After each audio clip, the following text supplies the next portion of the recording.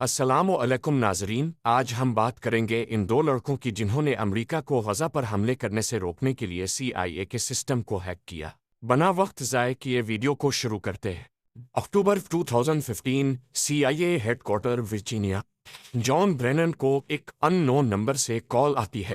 Call करने वाला कोई बच्चा मालूम होता है जिसने जॉन को बताया कि उसने CIA के सारे सिस्टम को हैक कर लिया है। इस कॉल को फ्रैंक कॉल समझा जाता अगर ये किसी आम इंसान को की जाती, लेकिन जॉन ब्रेनन उस वक्त दुनिया की सबसे पावरफुल इंटेलिजेंस एजेंसी CIA के डायरेक्टर थे, जिनको फोन करना तो दूर की बात, उनका पर्सनल मोबाइल नंबर जानना भी एक बहुत बड़ी बात है।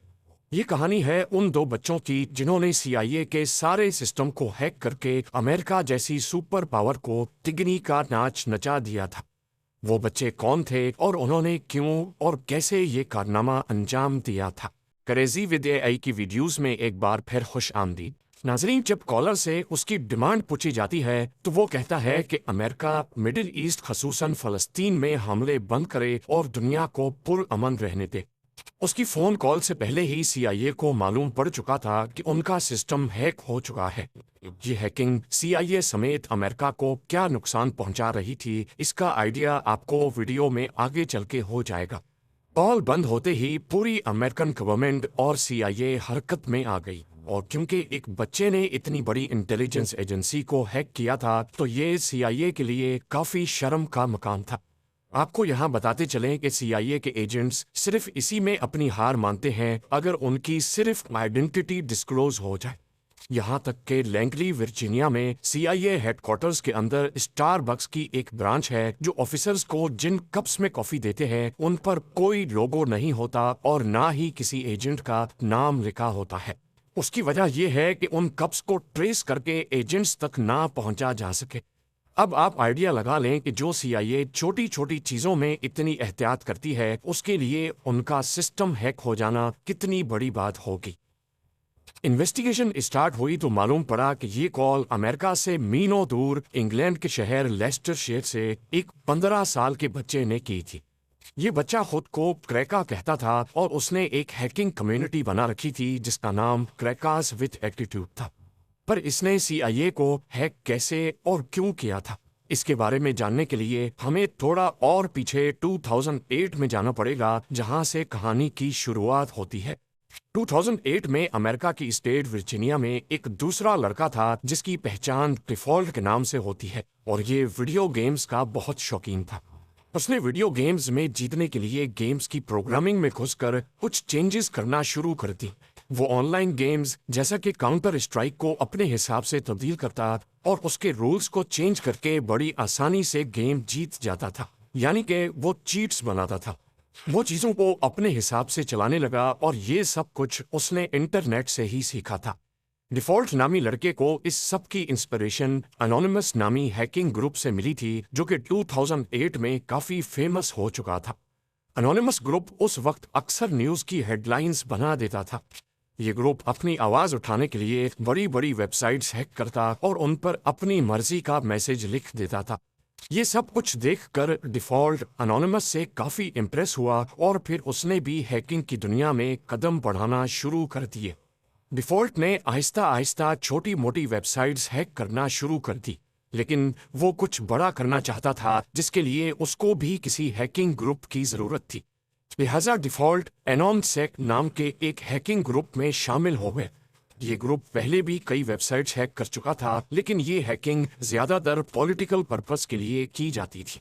एनॉनसेक ग्रुप बॉटनेट का इस्तेमाल करता था, यानी वो इंटरनेट पर वायरस बनाकर फैलाते थे और जिस भी कंप्यूटर में वो वायरस जाता वो एनॉनसेक के कंट्रोल में आ जाता था।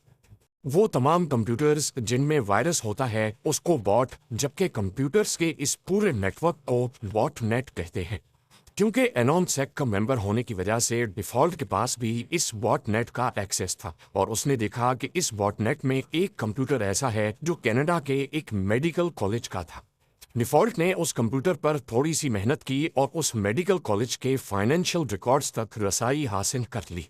उसने देखा कि स्कूल ने $9 मिलियन से ज्यादा की रकम स्टूडेंट से अभी वसूल करनी थी। और ये सारे रिकॉर्ड्स अब डिफॉल्ट के पास आ चुके थे, जो कि उसने कॉलेज के कंप्यूटर से डिलीट कर दिए।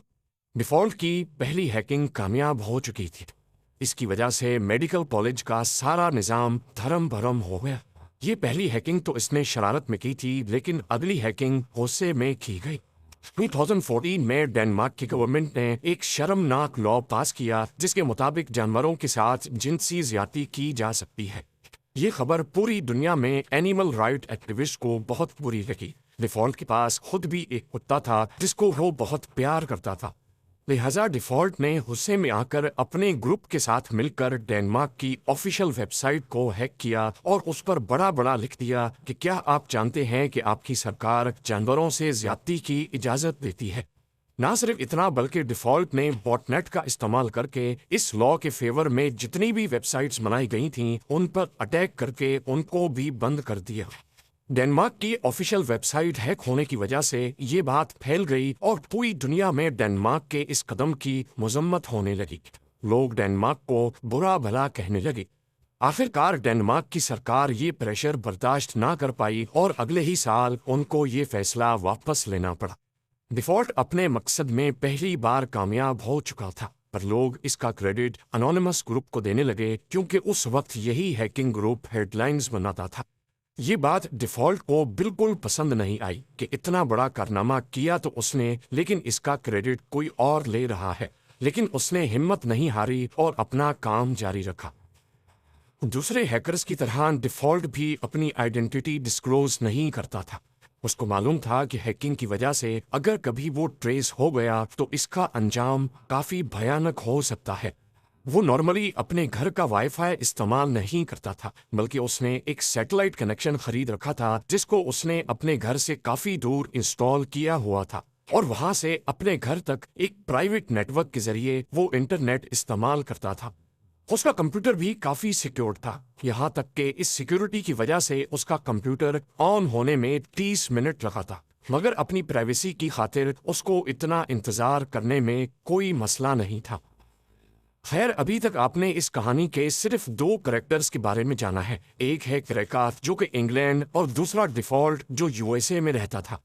2013 से पहले ये एक दूसरे को नहीं जानते थे, पर एक वाकया हुआ जिसकी वजह से ये दोनों एक हो गए। Edward Joseph Snowden National Security Agency में as a computer intelligence consultant थे। एक अमेरिकन गवर्नमेंट के प्रोजेक्ट पे काम करते समय इनको ये मालूम हो गया कि CIA हर इंटरनेट यूजर का डाटा और उसकी प्राइवेट इंफॉर्मेशन अपने पास राजदारी से रखती है और फिर उसे अपने मकासद के लिए इस्तेमाल करती है, जबकि यूजर को इस बात का इल्म नहीं होता। एडवर्ड CIA के इस राज से पर्दा उठाना चाहते थे, मगर दूसरी तरफ उनको ये डर भी था कि अमेरिका में रहते हुए ये काम नहीं किया जा सकता। या तो उनको मार दिया जाएगा या फिर सीक्रेट इंफॉर्मेशन लीक करने के जुर्म में उनको जेल भेज दिया जाएगा। इसीलिए एडवर्ड ने छुट्टी ली और हांगकांग चले गए, जहां उन्होंने जर्नलिस्ट के सामने अमेरिका के इस सीक्रेट को दुनिया के सामने खोल कर रख दिया। ये खबर लीक होते ही पूरी दुनिया में तहलका मच गया। लोगों में गुस्सा पाया जाने लगा कि उनका डाटा उनकी परमिशन के बगैर इस्तेमाल हो रहा है और उनकी नकलो हरकत पर पल पल नजर रखी जा रही है।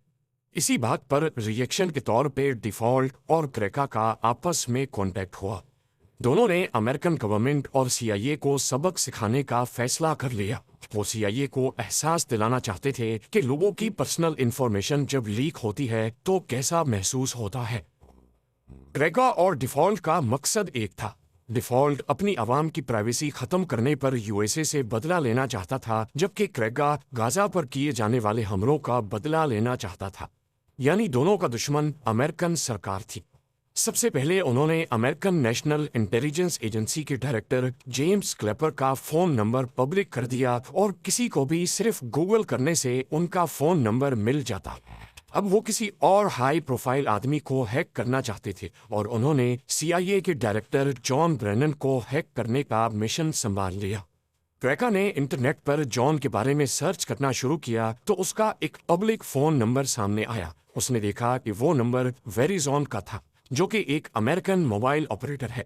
उसने वेरिजोन की इंटरनल टेक टीम को उसी कंपनी का एम्प्लॉय बनकर फोन किया और कहा कि वो एक कस्टमर की प्रॉब्लम सॉल्व करने के लिए उनसे राब्ता कर रहा है क्योंकि उसके सिस्टम में कोई टेक्निकल इशू है। वेरिजोन की टीम ने उसकी आइडेंटिटी कंफर्म करने के लिए पिन कोड मांगा जो वो ऑलरेडी हैक करके मालूम कर चुका था। वेरिफिकेशन के बाद वेरिजोन ने जॉन ब्रेनन की पर्सनल डिटेल्स क्रैका से शेयर कर दी। अब क्रैका के पास जॉन ब्रेनन का account number, backup mobile number, address और उसके बैंक कार्ड के आखिरी 4 डिजिट्स भी मौजूद थे। अब अगला स्टेप ब्रेनन का ईमेल हैक करना था। उसने मालूम किया कि ब्रेनन याहू या जीमेल के बजाय AOL नामी कंपनी का ईमेल इस्तेमाल करता है। उसने AOL सपोर्ट टीम को कॉल किया और कहा कि मैं अपना पासवर्ड भूल गया हूँ, उसको रीसेट करवाना है। AOL के सपोर्ट मेंबर ने कंफर्म करने के लिए बैंक कार्ड के आखिरी 4 डिजिट्स पूछे जो क्रैका के पास पहले से मौजूद थे। इस तरह क्रैका ने फौरन उसके ईमेल एड्रेस का एक्सेस पा लिया। अब CIA के डायरेक्टर का पर्सनल ईमेल अकाउंट क्रैका के पास था।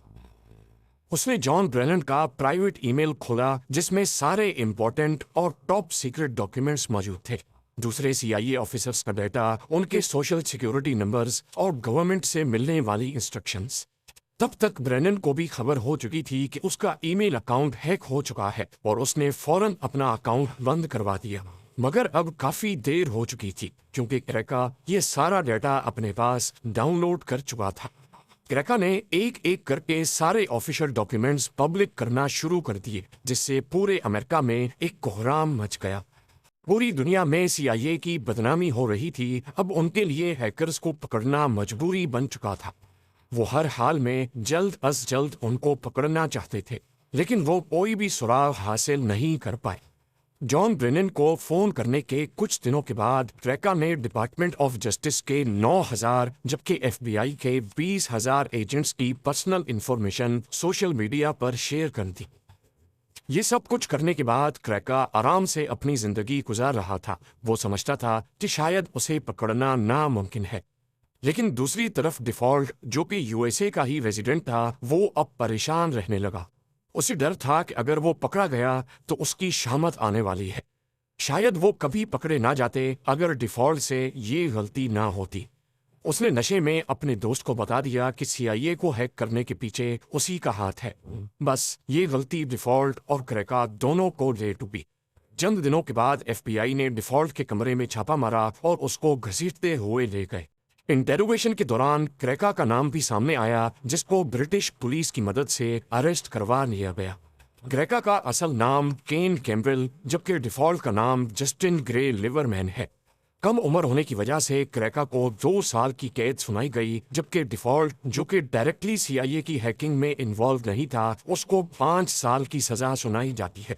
दोनों आज जेल से आज़ाद हैं और साइबर सिक्योरिटी में अपना कैरियर आगे बढ़ा रहे हैं। आप क्या समझते हैं, दोनों ने ठीक किया या गलत? मुझे कमेंट्स में ज़रूर बताइएगा। उम्मीद है कि ये वीडियो आपको पसंद आई होगी और मिलते हैं किसी नई और शानदार वीडियो में। तब तक के लिए अल्लाह हाफिज़।